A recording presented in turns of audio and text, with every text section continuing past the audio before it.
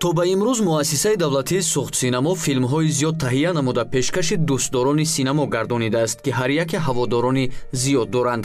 Ин навбат филми наве, ки муассисаи давлатии сухтсинамо онро рӯи пардаи синамо овардааст, мураббӣ унвон гирифта дар асоси ҳодисаҳои воқеӣ дар бораи ҳаёт ва фаъолияти Саидмурод Давлатов, соҳибкор ва нависандаи муосири тоҷик, доктори илмҳои психологӣ, роҳбари маркази байналмилалии рушди инсонсамо наворбардорӣ карда мешавад. нақши асосиро дар филм се нафар иҷро мекунанд. яке даврони кӯдакӣ, дигаре ҷавонӣ ва нафари сеюм даврони имрӯзаи қаҳрамонро мебозанд. дар яке аз ин нақшҳо худи Саидмурод ҳунарнамоӣ мекунад.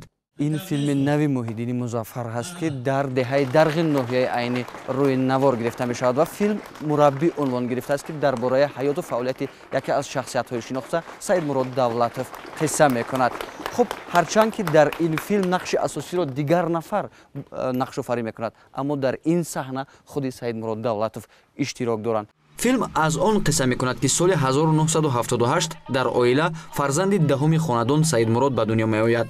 хурсандии оила дер давом намекунад, зеро замони яксола будани Саидмурод падараш ба таври фоҷиавӣ аз дунё мегузарад.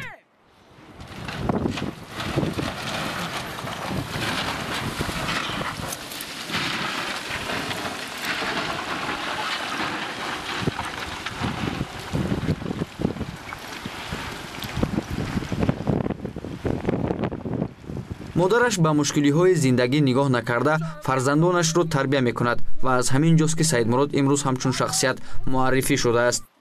ба кадом мақсади кино сохтагии мин филма ба ҳамон мақсаде ки ба мардуми мо ба ҳамин фарзандҳое ки ба монанди ман ҳасту орзу дорад ки шахси бузург шавам як чи дар ҳаёт муваффақ шавам, ман мехоҳам ки ин умед бахшад, як умеди калон ҳамон қолабе ки дар мардуми мо ҷобаҷо шудааст ки худе ки ман дигар ба ғайр аз кори сиёҳ дигар кори ҷигар карда наметавонам.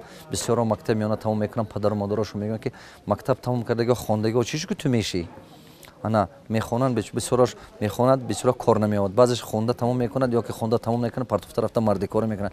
ман ба ҳамин умед нақш ба гирифтаи ҳамин филма ки ҳамин қолаб шикаста нест шавад. ин беҳад зарур, ин тақдири вай фарзандҳо ҳамин вобастагӣ дорад. анакун баъд аз ки ин филм буромад, бо ман зиёдтар дар даруни мардум мехоҳам дарс диҳам. наворбардории саҳнаҳои филм аз деҳаи дарғи ноҳияи айнии вилояти Суғд, ки зодгоҳи қаҳрамони филм мебошад, баъдан дар шаҳрҳои Хуҷанд, Москва, Тюмен, Нурсултон, Алмато, Қароғанда, Бишкек ва Даллас идома меёбанд. ساعت 22:30 دقیقه شب رو نشان میدهد و اینجا فیلم مربی در دهه درغ ثبت میگردد و این صحنه که شما میبینید الان صحنه هست که سیدمراد باید مقصد خود را بگیرد و سفر بکند به روسیه به خاطر تلاشش، به خاطر رسیدن به آرزویش، اما اهل پیوندان او راضی نیستند که او سفر بکند. муаллифи филмнома Бахтиёр Каримов буда продюсери бар зиммаи Ғафатуллин Илнур гузошта шудааст, ки кори коргардониро худи Муҳиддини Музаффар ба ӯҳда гирифтааст. این قصه چندین وقت باز در ذهن ما بود و در رفت شناسایی و در رفت همکاری و من بارها در ترینینگ های استاد سیدمراد دولتوف اشتراک کرده بودم. ارزش های انسانی و образи زندگی این آدم برای من جالب بود، برای آن که واقعا هم فکر میکنم امروز برای جمعیت ما همین گونه فیلم ها نمیرسند به مثل فیلم های موتیواسیونی، به مثل فیلم هایی که یک نمونه عبرت شده تواند زندگی او در جامعه.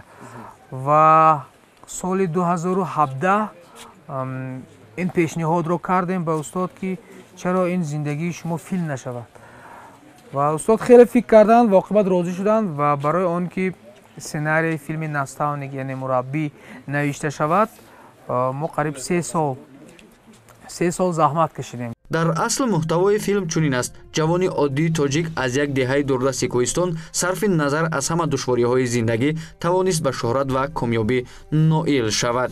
роҳ ба сӯи муваффақият душвор ва мушкил буд. даврони кӯдакӣ сангину бепадар дар оила калон, меҳнати вазнин ва мушкилиҳои муҳоҷири ғайриқонунӣ, аввалин муваффақияти молиявӣ ва муфлисшавии ғайричашм дошт. маҳз дар чунин ҳолатҳо хислати аслии шахс зоҳир мешавад. вай аз овони кӯдакӣ ҳама душвориҳоро дар худ таҳаммул мекард. дар ин кор модараш ҳамеша ба ӯ кӯмак менамуд. дар ҳама лаҳзаҳои душвори зиндагӣ ӯ ба кӯмак расид ва ӯро барои қабули қарори дуруст ҳавасманд кард. ҳамаи ин баравас набуд. қаҳрамони филм ба ҳама озмоишҳо бо шараф тоб овард ва ҳоло барои ҳама одамони пешрафта ки орзуи муваффақият доранд намунаи ибрат мебошад. Мавриди зикр аст ки филми мазкур то охири сол наворбардорӣ ва дар назар дошта шудааст ки дар соли 2020 рӯи пардаи синемо ояд. гузориши Фарухи Убайдулло, Акбари Азим ва Хусравҷумахонзода аз ноҳияи Айнӣ барои барномаи Иттилоъ.